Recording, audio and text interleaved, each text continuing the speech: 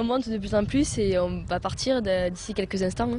C'est à bord de la Rose des Sables que Johanna et Dorian s'apprêtent à quitter Nîmes pour rejoindre le Maroc et participer au 4L Trophy. Ce jeudi 19 février, elles ont rendez-vous à Bordeaux avec les 1000 autres 4L participantes pour se lancer sur les routes d'Espagne et enfin atteindre Tanger le 21.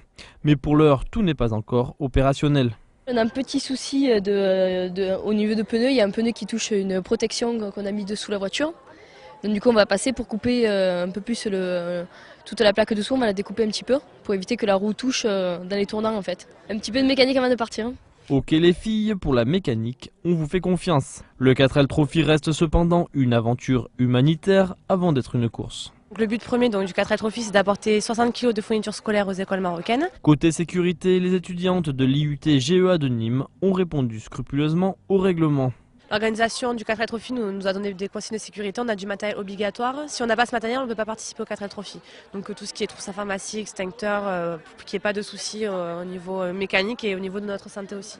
Au niveau des difficultés, on s'attend à avoir pas mal de soucis au niveau mécanique parce que faire 6000 km dans des trous et des bosses pour une 4L, on s'attend à avoir quelques soucis mécaniques, mais de savoir ce qui va nous arriver. Et ce mardi 17 février 2009, un peu avant midi, juste le temps de faire les derniers bisous, et c'est le cœur plein d'émotions que les deux jeunes nîmoises s'élancent à bord de leur bolide.